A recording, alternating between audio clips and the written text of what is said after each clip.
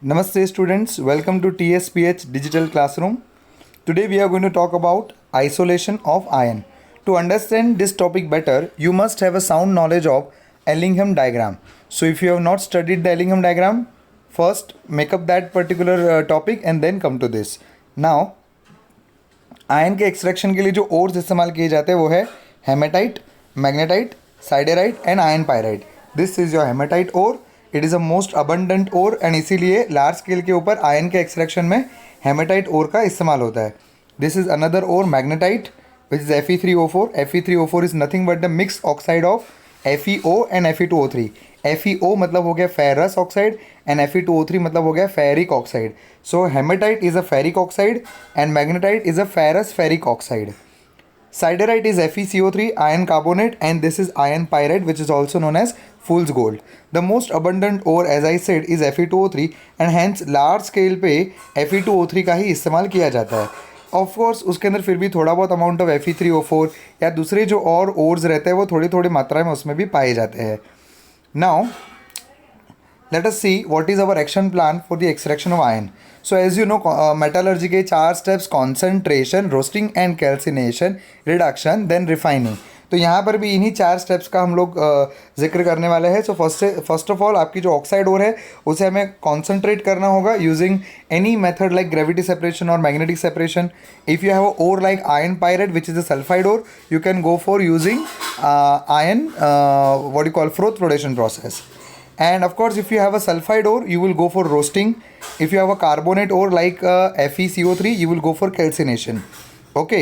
And if you have a hematite or magnetite, there is small amount of water present in it. To remove that water and water of crystallization, if at all present, we generally go for roasting and calcination.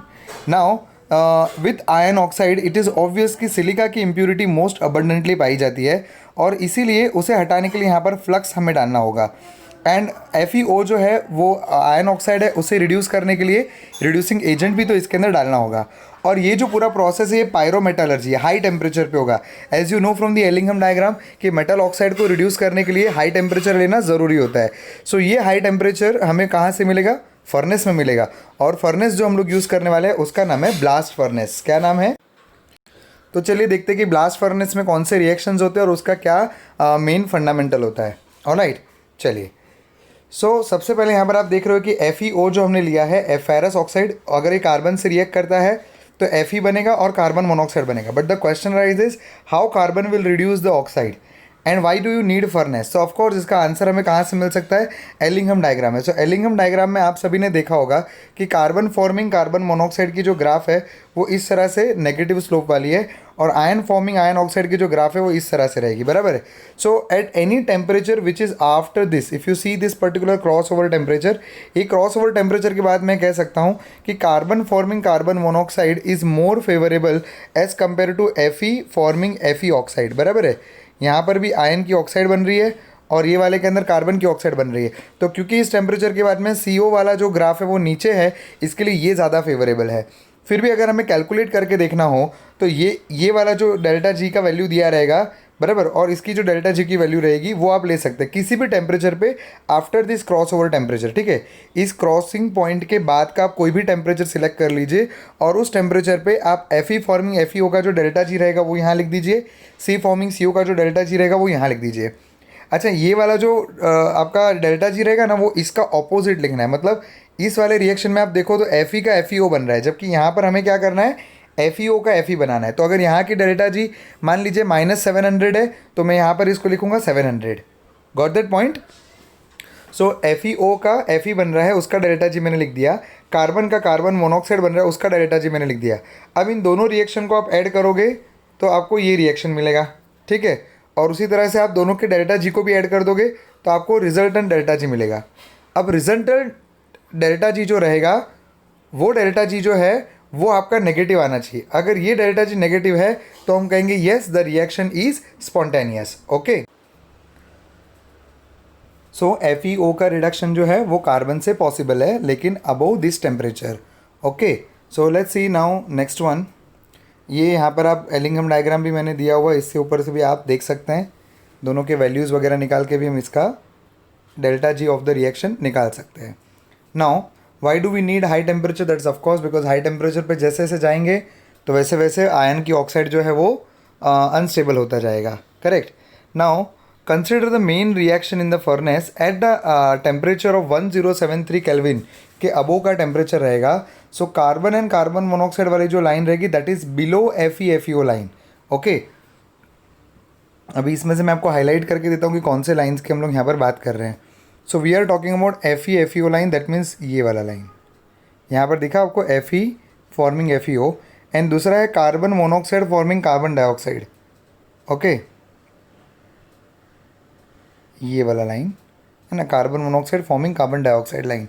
Okay, so ये जो आप देख रहे हैं ये वाला जो graph है वो इस पर्टिकुलर पॉइंट पे इंटरसेक्ट कर रहा है, मतलब इस पॉइंट के पहले तक, बराबर, ये वाला पॉइंट यहाँ पर.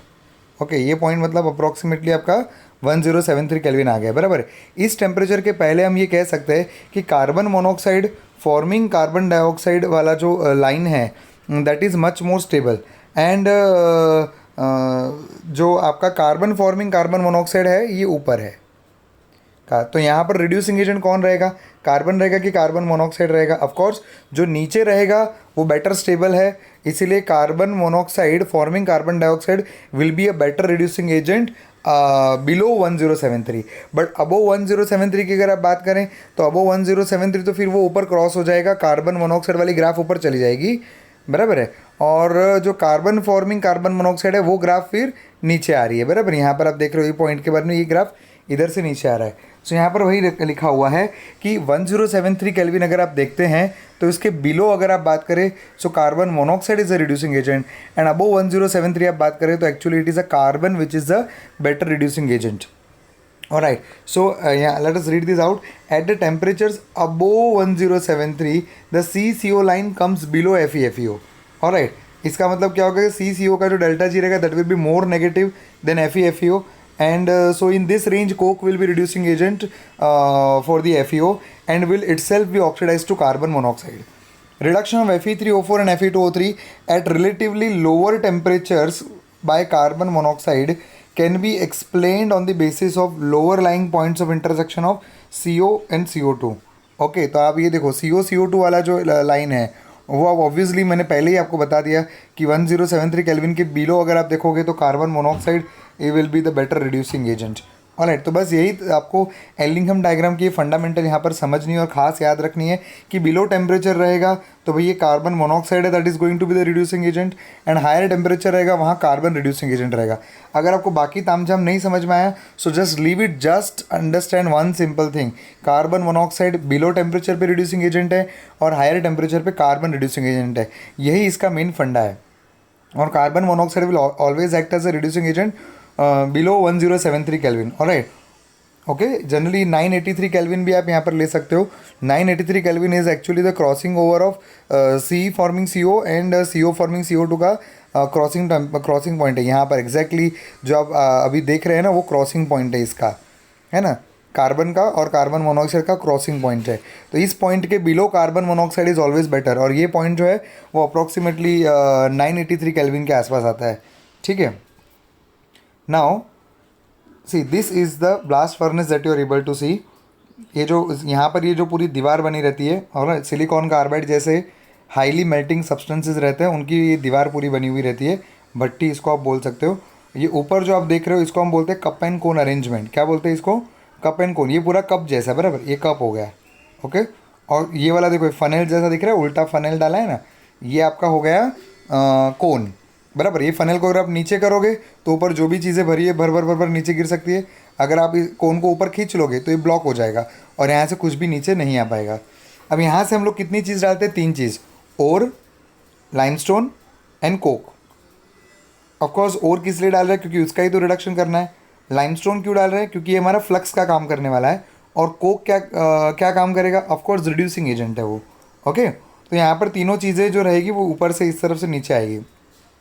और भट्टी के इस तरफ बॉटम में से यहाँ पर हम लोग blast of air and oxygen is supplied, बराबर.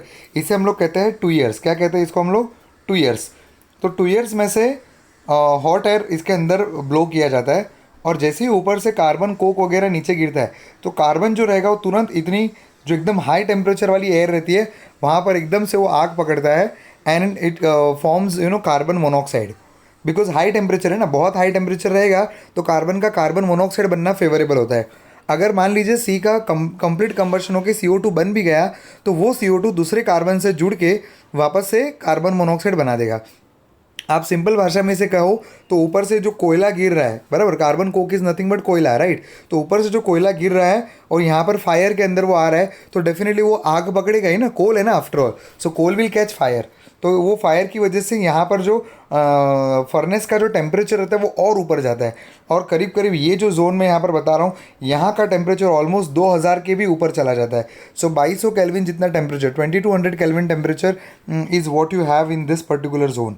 और ऑफ कोर्स वी फायर, जहाँ पर अगर नीचे फायर है तो धीरे धीरे ऊपर जाओगे तो धीरे धीरे टेम्परेचर कम होते जाता है, ठीक है। ऑलराइट, सो यहाँ पर वही लिखा हुआ है कि reduction of iron oxide takes place in different ranges of temperature. Hot air is blown from the bottom of the furnace and the coke is burn to give the temperature of around 2200 kelvin. Alright, ये खुद ही जलते भी रहता है इसीलिए अंदर जो है हीट जो रहता है वो बना रहता है उतना टेम्परेचर। ऑलराइट, अब नेक्स्ट क्या होएगा कि बर्निंग ऑफ कोक जो रहेगा that will supply the heat that is required for the furnace.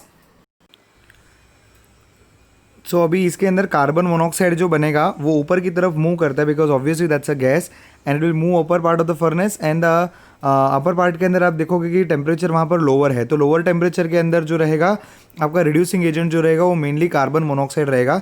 So Fe2O3 जो भी रहेगा वो उसे रिड्यूस करके Fe3O4 बनेगा।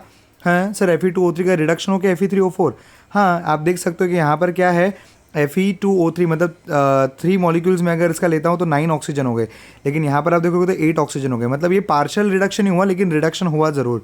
सो Fe2O3 का रिडक्शन होकर Fe3O4 बना। Fe3O4 जो बना वो फर्दर रिड्यूस हो जाएगा कार्बन मोनोऑक्साइड से और उसका फाइनली आपको Fe मिलेगा और कार्बन डाइऑक्साइड उड़ जाएगा। Fe2O3 का डायरेक्ट रिडक्शन होकर FeO भी आपको मिल सकता है। तो ये सारे रिडक्शंस यहाँ पर पॉसिबल हैं। तो फेरस ऑक्साइड जो रहेगा ये बन सकता है या तो डायरेक्ट उसका Fe भी मिल सकता है। अब ये जो पूरा रिडक्शन हुआ है ये बिलो 900 केल्विन हो रहा है, मतलब 500 to 800 केल्विन के रेंज में हो रहा है लोअर टेम्परेचर के अंदर, ठीक है। And as you remember well from the Ellingham diagram that at lower temperature carbon monoxide is the reducing agent. So आप देख सकते हो कि जो कोल है वो बर्निंग ये जोन में हो रहा है, बराबर है। जहाँ पर आप पॉइंटर को देख रहे हो देखो इस जोन के अंदर कोल बर्न होता है। कोल बर्न होने के बाद में कार्बन मोनोऑक्साइड गैस ऊपर की ओर जाएगी। जब ये कार्बन मोनोऑक्साइड गैस ऊपर की ओर उठ रही है तभी ऊपर से क्या गिर रहा था, Fe2O3 गिर रहा था।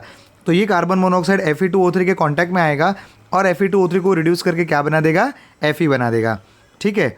और या तो फिर अगर वो पूरी तरह से रिड्यूस नहीं हो पाया तो एटलीस्ट फेरिक ऑक्साइड का फेरस ऑक्साइड तो ज़रूर बनेगा। ये फेरस ऑक्साइड या जो आयन बना है ये सभी अभी आगे बढ़ेंगे, मतलब नीचे की ओर आगे बढ़ेंगे, तब क्या होएगा देखते हैं। सो तब जो रहेगा हायर टेम्परेचर के अंदर एज आई ऑलरेडी सेड कि अगर हायर टेम्परेचर में क्या होता है कि कार्बन जो रहता है उसका कंबर्शन होकर आपको कार्बन मोनोऑक्साइड मिलता है, ठीक है। लेकिन अगर कार्बन मोनोऑक्साइड नहीं मिल रहा है और आपको बाय मिस्टेक मतलब ऑब्वियसली ऑक्सीजन का फ्लो अगर वहाँ पर ज़्यादा है तो उसका CO2 भी बन सकता है। लेकिन अगर कुछ CO2 बना भी होगा तो भी वो CO2 दूसरे कार्बन कोक के कॉन्टैक्ट में आएगा और उसका कार्बन मोनोऑक्साइड बन जाएगा। और क्योंकि आप जानते हैं कि हाई टेम्परेचर पे कार्बन मोनोऑक्साइड इज फॉर्म्ड और वो जो कार्बन मोनोऑक्साइड बना है ये वापस से ऊपर की ओर आगे बढ़ेगा, बराबर है। और ये जो कार्बन मोनोऑक्साइड है वही FeO को भी रिड्यूस करके Fe बना देता है। मतलब carbon monoxide is the main reducing agent, चाहे वो फेरस ऑक्साइड हो या फेरिक ऑक्साइड हो, सभी का रिडक्शन किससे होने वाला है, कार्बन मोनोऑक्साइड से होने वाला है। तो भले यहाँ पर हमने कोक को एज ए रिड्यूसिंग एजेंट डाला है बट कोक अंदर जाके कार्बन मोनोऑक्साइड में कन्वर्ट होएगा and then it is going to act as a reducing agent. Somewhat little amount of reduction can also take place with the help of carbon directly. मतलब direct carbon भी उसको reduce कर सकता है लेकिन उसकी पॉसिबिलिटी और संभावनाएं कम होती है, ठीक है।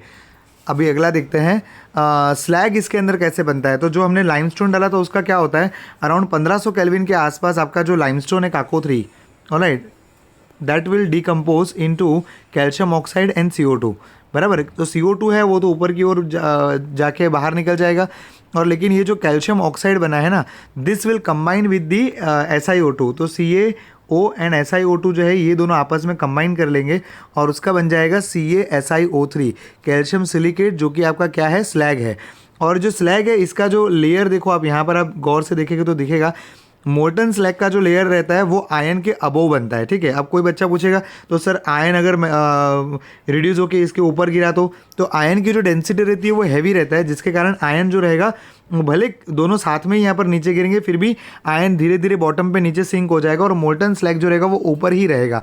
तो इन दोनों की जो लेयर रहती है वो सेपरेट रहती है और सेपरेट लेयर होने के कारण उसको हम आसानी से एक आयन को इस तरफ से निकाल देते हैं और दूसरा जो सॉलिड वेस्ट रहेगा उसको इस तरफ से निकाल देते हैं।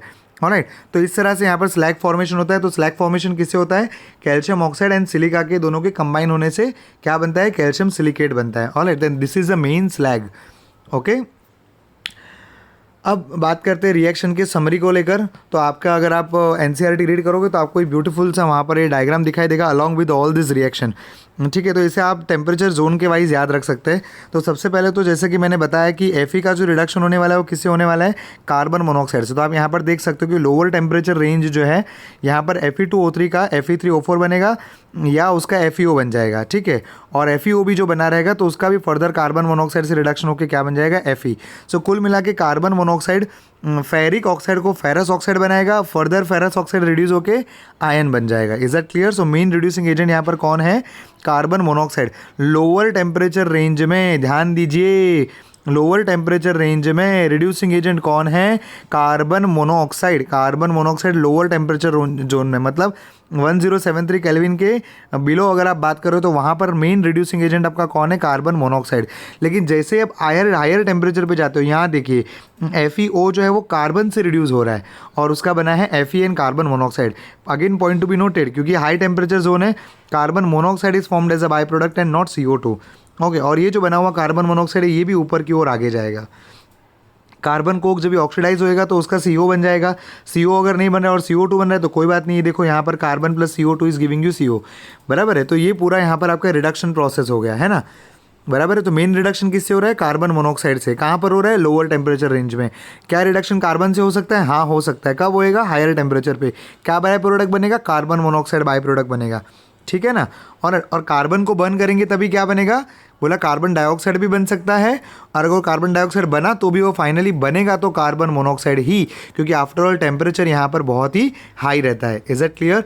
और इस तरफ जो रिएक्शन दिया हुआ है उसमें दिया है लाइमस्टोन डीकम्पोज होकर आपको CaO मिल रहा है और CaO का SiO2 के साथ में रिएक्शन होकर CaSiO3 बन गया। ये आपका आयन के एक्सट्रैक्शन का एकदम बोलते हैं ना सार है, बराबर। इसके ऊपर मेन क्वेश्चंस पूछे जाते हैं, तो ये आपको खास ध्यान में रखना है, ये diagram. Is it very much clear?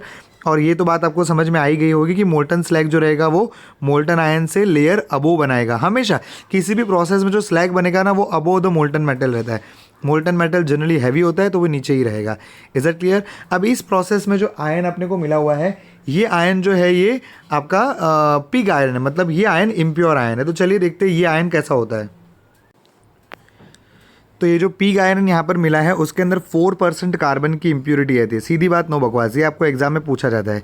Pig iron जो है ये इम्प्योर फॉर्म ऑफ आयन है, इसके अंदर 4% कार्बन की इम्प्योरिटी है और इसके अलावा स्मॉल क्वांटिटी के अंदर सल्फर, फॉस्फोरस, सिलिकॉन, मैंगनीज ये सब भी इसके अंदर पाया जा सकता है, बराबर है। और पिग आयरन जो रहेगा उसको बाद में डायरेक्टली यहाँ से जो मोल्टन पिग निकलता है उसको जैसा अपने को चाहिए वैसे उसको कास्ट्स के अंदर उसको भर दिया जाता है, जिसके कारण क्या जैसे शेप में आपको चाहिए वैसा वो आयन के ब्लॉक बनाए जाते हैं। अभी ये 4% कार्बन की इम्प्योरिटी को अगर आप कम करना चाहते हो तो कम करने के लिए भी उसका प्रोसेस है, वो भी मैं आपको बताऊंगा। लेकिन अगर हम कम कर देते तो उसको हम कहते हैं कास्ट आयरन। तो cast iron is different from pig iron and it is made by melting the pig iron with the scrap iron और अ कोक। मतलब जैसे मैंने अभी भी बताया कि ये जो 4% कार्बन जो है उसको अगर आपको हटाना है तो कार्बन का कार्बन मोनोऑक्साइड या डाइऑक्साइड बना के उसे बाहर निकालना होगा। तो इसको फर्दर उसका ट्रीटमेंट किया जाता है जिसके कारण वो कास्ट आयन बनेगा। Okay, cast iron is having a lower quantity of carbon, that is about 3%. It is extremely hard and brittle. It's a point to be noted. It is extremely hard and brittle. ये अभी भी इतना soft नहीं है। जब तक उसके अंदर कार्बन कंटेंट रहेगा ना उसकी हार्डनेस बनी रहती है। तो 4% कार्बन रहेगा तो it is a pig iron, 3% carbon रहेगा तो कास्ट आयरन। पिग आयरन भी काफ़ी ब्रिटल होता है, मतलब ये भी इजीली ब्रेक होता है क्योंकि इसके अंदर क्या है, कार्बन है। नॉर्मली कैसा होता है कि कोई भी अगर मान लीजिए आपने आयरन का कोई भी पीस लिया उसके ऊपर हैमरिंग किया तो उससे क्या होना चाहिए, वो ब्रेक होना चाहिए, ऑब्वियसली वो ब्रेक नहीं होना चाहिए, वो मेलेबल होना चाहिए, मतलब वो स्प्रेड होना चाहिए। लेकिन कास्ट आयरन या पिग आयरन कैसे होता है, अगर उसको बहुत ज़ोर से अगर हम लोग बैंग करते हैं so that breaks into the pieces, बराबर। तो पीसेस में क्यों ब्रेक हो रहा है, बिकॉज वो कार्बन इम्प्योरिटी उसके अंदर है, बराबर। सो कार्बन इम्प्योरिटी जब भी रहेगी तो इस तरह से वो ब्रिटल हो जाएगा। ओके, अभी इसके बारे में प्योरेस्ट फॉर्म ऑफ जो आयन रहता है वो कौन सा है, रॉट आयन है, ठीक है। सो रॉट आयन और a malleable iron is the purest form of the commercial iron and is prepared from the cast iron by oxidizing the impurity in the reverberatory furnace lined with the hematite। lined with the hematite का मतलब क्या होता है कि furnace की जो आजू बाजू रहता है ना, वहीं पर पहले से ही वहाँ पर हेमेटाइट रखा जाता है। सो Fe2O3 वहाँ पर पहले से हमने डाल दिया है, ठीक है। अभी क्या होता है कि आपके पास में जो कास्ट आयरन रहता है उसमें कौन सी इम्प्यूरिटी है, मेनली ऑफकोर्स कार्बन की है। सो क्योंकि अगर आपने Fe2O3 वहाँ पर पहले से ले रखा है और कास्ट आयरन को इसके अंदर जब आप मेल्ट करोगे तो Fe2O3 और कार्बन कांटेक्ट में आएंगे और इससे इसका बन जाएगा Fe, और हाई टेम्परेचर होने के कारण यहाँ पर कार्बन मोनोऑक्साइड बाई प्रोडक्ट बन के साइड में हो जाएगा। सो बेसिकली जो कार्बन है that is removed as carbon monoxide by oxidizing it, correct. So यहाँ पर इस लाइन को ध्यान से पढ़िए कि cast iron by oxidizing the impurity. तो कई बार बच्चों के मन में सवाल आता है कि सर हम उसको ऑक्सीडाइज क्यों कर रहे हैं, तो ऑक्सीडाइज करके उसे बाहर निकाल दिया जाता है, इसलिए कार्बन को हम ऑक्सीडाइज करके CO करके बाहर निकाल लेंगे। Is that clear. तो इस तरह से जो भी कार्बन की इम्प्यूरिटी आपके कास्ट आयरन में रहेगी वो भी निकल जाएगी, और आपका जो आयन रहेगा उसका कार्बन कंटेंट जैसे ही कम हो जाता है वो comparatively more softer and more malleable हो जाता है। ओके, तो ये हो गया आपका रॉट आयरन का। Limestone is also added as a flux and sulphur silicon phosphorus are oxidised and passed into the slag. The metal is removed and freed from the slag by passing through the rollers. और तो rollers वगैरह मतलब यहाँ पर वही उनको separate करने के लिए जो मशीनरी यूज़ होती है, बराबर। वैसे तो दोनों सेपरेट लेयर ही बनते हैं, तो भी जो फाइनली भी अगर समझो उसमें कोई स्लैग वगैरह रहेगा तो उसको भी वहाँ से आप सेपरेट इजीली कर सकते हो। तो ये आपके 3 फॉर्म्स ऑफ आयन याद रख लीजिए। रादर मैं कहूँगा 4 फॉर्म होते हैं, cast iron, pig iron, steel and wrought iron. Cast iron के पिग आयरन के अंदर 4% कार्बन है, कास्ट आयरन के अंदर 3% कार्बन है, स्टील के अंदर 0.1% कार्बन है, और रॉट आयरन के अंदर 0.01% से भी कम आयरन रहता है, मतलब उसमें कम से कम कार्बन 0.01% कार्बन होता है, ठीक है, मतलब कम से कम कार्बन रहता है रॉट आयरन के अंदर, ठीक है। तो ये कार्बन के टाइप भी अपने यहाँ पर हो गए। तो ये यहाँ पर कुछ एग्जाम्पल मैंने यहाँ पे लिए हुआ है। ये है आपका पिग आयरन, ये आप यहाँ पर देख रहे हो कास्ट आयरन है, और ये जो है इसके ऊपर हालांकि वैसे तो कलर किया हुआ है बट अदरवाइज़ ये रॉट आयरन से बनता है, क्योंकि ये है ना इजीली देखो आपको इस तरह से उसको डिज़ाइन बनाना रहेगा तो you have to mould it, तो उसके लिए आपका जो आयन रहेगा वो सॉफ्टर होना चाहिए कंपेरेटिवली। ओके, सो अगला देखते हैं अरे वाह, आयन का तो एक्सट्रैक्शन हो गया। अब हम बात करते हैं जिंक के बारे में। तो जिंक की एक्सट्रैक्शन काफ़ी ट्रिकी होती है, क्योंकि जिंक का जो रिडक्शन टेम्परेचर है that is above it's melting point. तो जब हम जिंक का हम रिडक्शन कराते हैं ना, in fact it is above it's boiling point.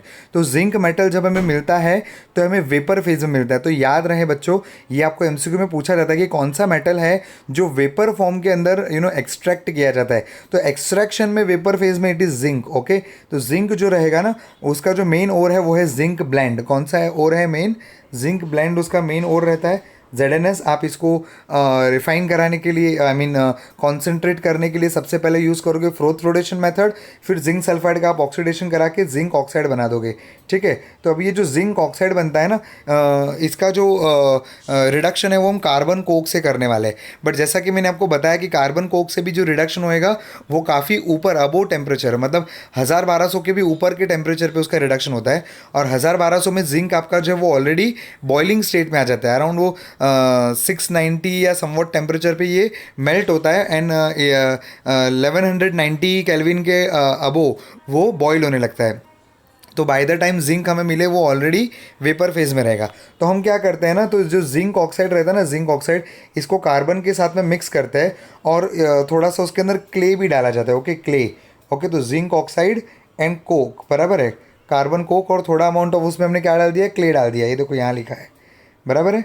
And उसको मिक्स करके हम इस तरह से इसके ब्रिक्वेट्स बना देते हैं। यहाँ पर जो आप देख रहे हो ना, ये इसके से जैसे हम रोटी बनाने से पहले कैसा बना देते हैं ना, छोटे छोटे उसके बॉल्स बना देते हैं, उसी तरह से यहाँ पर इसके हमने जो बनाया इसको हम लोग ब्रिक्वेट्स कहते हैं। आपके NCERT में इसी को ब्रिकेट्स लिखा हुआ है, तो ब्रिकेट्स बोलो ब्रिक्वेट्स बोलो बात सब एक ही है। तो कुल मिला के इसके इस तरह से ब्रिक्विड्स बना दिए जाते हैं। इसमें कार्बन कोक भी है और जो जिंक ऑक्साइड हमारा ओर है वो भी इसी के अंदर है, ठीक है। और थोड़ा बहुत क्ले लिया हुआ है सो दैट वो अच्छे से उसके ब्रिक्विड्स बनाए जा सके। एंड अराउंड 1673 केल्विन टेम्परेचर के ऊपर ये रिडक्शन होने वाला है, जहाँ पर जिंक ऑक्साइड और कार्बन आपस में रिएक्ट करेंगे। एंड ऑफ कोर्स क्योंकि टेम्परेचर हाई लिया हुआ है, कार्बन का कार्बन मोनोऑक्साइड बनेगा एंड जिंक ऑक्साइड का यहाँ पर जिंक बनेगा।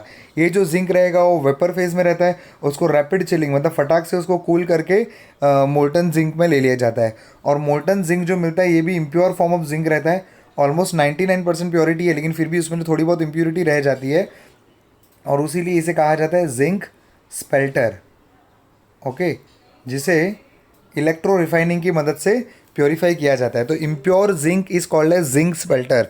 जैसे इम्प्योर आयरन को क्या कहेंगे, पिग आयरन। इम्प्योर कॉपर को क्या कहोगे, ब्लिस्टर कॉपर। तो ये भी बच्चों आपको याद रखना है, impure copper is called as blister copper, impure iron is called as pig iron and impure zinc is called as zinc spelter, okay. तो ये जो जिंक स्पेल्टर हमें यहाँ पर मिला है, फिर उसका फर्दर रिफाइनिंग हो जाएगा। तो ये हो गया जिंक का एक्सट्रैक्शन, है ना, एकदम आसान। अब हम बात करते हैं क्रोमियम एक्सट्रैक्शन के बारे में। क्रोमियम एक्सट्रैक्शन का ये प्रोसेस भी बहुत इंपॉर्टेंट है, इस पर कई बार सवाल आए हैं। तो Cr2O3 और Al, इसमें क्या होगा, aluminium is more reactive metal than chromium, तो इसे डिस्प्लेस करेगा और Cr जो है वो साइड में हो जाएगा। कितना आसान है। तो इसके रिडक्शन के लिए क्रोमियम के आपको पूछा जाता है, क्रोमियम का रिडक्शन किससे किया जाता है, कार्बन से, कार्बन मोनोऑक्साइड से या हाइड्रोजन से। तो जवाब है एल्यूमिनियम से। ये चार मोस्ट कॉमन रिड्यूसिंग एजेंट है। कौन से चार, carbon Coke, carbon monoxide, hydrogen gas और एल्यूमिनियम। इसमें जो मोस्ट कॉमनली यूज़ होता है वो है carbon Coke and carbon monoxide. यहाँ पर हम लोग जो यूज़ कर रहे हो वो एल्यूमिनियम है। जब भी आप एल्यूमिनियम यूज़ करते हो तो जनरली बहुत ज़्यादा अमाउंट ऑफ हीट जो है वो बाहर निकलती है, और जब बहुत ज़्यादा अमाउंट ऑफ हीट बाहर निकलती है तो इस प्रोसेस को हम लोग ने नाम दिया हुआ है thermite process. I am sure you remember, you have done it in the 10th standard also. This reaction is called as what, thermite reaction और a thermite process. thermite क्यों बोला, क्योंकि इसके अंदर से हीट बाहर निकल रही है, ठीक है। इसका पूरा नाम है Goldschmidt aluminothermite process. Goldschmidt aluminothermite process. Why aluminothermite, of course because we are using aluminium. Same way for Mn2O3 का रिडक्शन भी अगर आपको करना है तो आप एल्यूमिनियम से कर सकते हो। एल्यूमिनियम क्या करेगा, Mn को रिप्लेस कर देगा और उसकी जगह पे Al आ जाएगा। Fe2O3 का भी अगर आपको रिडक्शन करना है तो ये भी एल्यूमिनियम से कराया जा सकता है। पर्टिकुलरली अगर आप Fe2O3 का रिडक्शन एल्यूमिनियम से तो कराते हो तो उसे थर्माइट रिएक्शन तो कहते ही है, बट थर्माइट के अलावा उसको थर्माइट वेल्डिंग के नाम से ज़्यादा जाना जाता है, ओके, थर्माइट वेल्डिंग। तो थर्माइट वेल्डिंग कब कहेंगे, जब आप Fe2O3 यूज़ करोगे, okay. Other cases are called as thermite reaction but not thermite welding, okay. समझ में आ गया। तो ये थर्माइट प्रोसेस, आपको कोई पूछे भाई क्रोमियम का रिडक्शन किससे करोगे, तो सीधा आंसर है एल्यूमिनोथर्माइट प्रोसेस, ओके। अभी इसमें एक मज़े की बात मैं आपको समझाना चाहता हूँ, है ना, इसके ऊपर सवाल भी आता है। अभी ये आपका जो है, मान लीजिए ग्राफ जो है ये क्रोमियम वाले ऑक्साइड का है और दूसरा ये जो ग्राफ है ये आपका एल्यूमिनियम वाले ऑक्साइड का है। तो सवाल ये आता है कि आप पहले से शुरू से ही यहाँ पर देख रहे हो कि एट एनी टेम्परेचर एल्यूमिनियम का ग्राफ जो है वो बिलो क्रोमियम के ग्राफ है, बराबर है। क्रोमियम का ग्राफ अबो है और एल्यूमिनियम का ग्राफ बिलो है। तो सवाल ये आता है कि एल्यूमिनियम क्रोमियम को कौन से टेम्परेचर पे रिड्यूस कर सकता है, तो जवाब है eight any temperature, because at any temperature aluminium is below chromium, है ना। अभी आगे का बात आप छोड़ो, लेकिन ये टेम्परेचर की अगर आप बात करें, कॉमन टेम्परेचर रेंज की अगर आप बात करते हैं, तो क्या इस टेम्परेचर में एल्यूमिनियम को हम किसी भी टेम्परेचर पे रिडक्शन के लिए ले सकते हैं, सवाल ये है। तो डायग्राम को देखकर थर्मोडायनामिक प्रोसेस का आप अगर आप बात करोगे तो इसे देखकर तो आप डेफिनेटली यही कहोगे कि यस, इसको हम रिड्यूस कर सकते हैं। बट एक्चुअल में रियलिटी में ऐसा नहीं होता। रियलिटी में भले एल्यूमिनियम जो है वो मोर रिएक्टिव है क्रोमियम से, फिर भी आपको रिएक्शन कराने के लिए आपको हीट इसे करना ही पड़ेगा। तो सवाल है ऐसे कैसे, क्यों मैं हीट करूं, aluminium oxide is more stable, तो उनको दोनों को मिक्स होते ही ऐसा हो ही जाना चाहिए। बराबर है आपकी बात, ऐसा होना चाहिए। लेकिन क्या होता है ना कि पुराने बॉन्ड को तोड़ने के लिए और नए बॉन्ड को जोड़ने के लिए, बराबर, आप जो कह रहे हो रिएक्शन होने का, नया बॉन्ड बनेगा तो सही, लेकिन तब कब बनेगा, जब पुराना बॉन्ड टूटेगा तब ना। तो पुराने बॉन्ड को तोड़ने के लिए आपको उसे गर्म तो करना ही पड़ेगा। इसे अपनी भाषा में हम लोग कहते हैं एक्टिवेशन एनर्जी, ऐसा और नो। तो उसको मिनिमम एक्टिवेशन प्रोवाइड करने के लिए आपको इस ओर को हीट तो करना ही पड़ेगा। Is that clear? Cherry on the cake कैसा होता है कि जब तक ये सारे सॉलिड स्टेट में रहेंगे ना, तब तक इनका इक्विलिब्रियम बना, मतलब उनके बीच में इक्विलिब्रियम एस्टैब्लिश ही नहीं होएगा। If everybody is in the solid state then how the reaction will take place? तो at least one of them should be in the molten state. तो ये मोल्टन स्टेट में ले जाने के लिए हम लोग क्या करते हैं, इसको हीट करते हैं। और जैसा आपने पहले भी मेरे से कई बार सुना है कि मोल्टन स्टेट में जो रिडक्शन प्रोसेस है वो आसान हो जाती है। Is that clear? सो ऐसा अगर आपको सवाल है कि क्रोमियम को लोअर टेम्परेचर भी तो रिड्यूस किया जा सकता था, तो क्यों नहीं करते? तो इसके सिंपल दो कारण हैं। पहला, मिनिमम एक्टिवेशन प्रोवाइड करना पड़ता है, और दूसरा, मोल्टन स्टेट में जब वो आएगा तो उसका रिडक्शन और आसान हो जाता है। Is that clear? समझ गए? तो क्रोमियम रिडक्शन का मैंने बता दिया, मैंगनीज का भी बता दिया, ओके। और थर्माइट वेल्डिंग क्या है ये भी मैंने बता दिया। और प्रोसेस का नाम क्या था, याद करो? Yes, Goldsmith alumino thermite process. Okay, चलिए, दैट्स इट। तो इस चैप्टर में इतना ही है, और यहाँ पर we finish with the chapter. So आपको इस प्रोसेस के ऊपर लेकर या एनसीईआरटी आप गो थ्रू कीजिए, और उसके बाद में कोई भी डाउट रहेगा तो don't throw it. Go through करने के बाद में उसे मेरे पास ले आइए, डाउट रहेगा we will discuss in the live lecture. Thank you so much, thank you very much.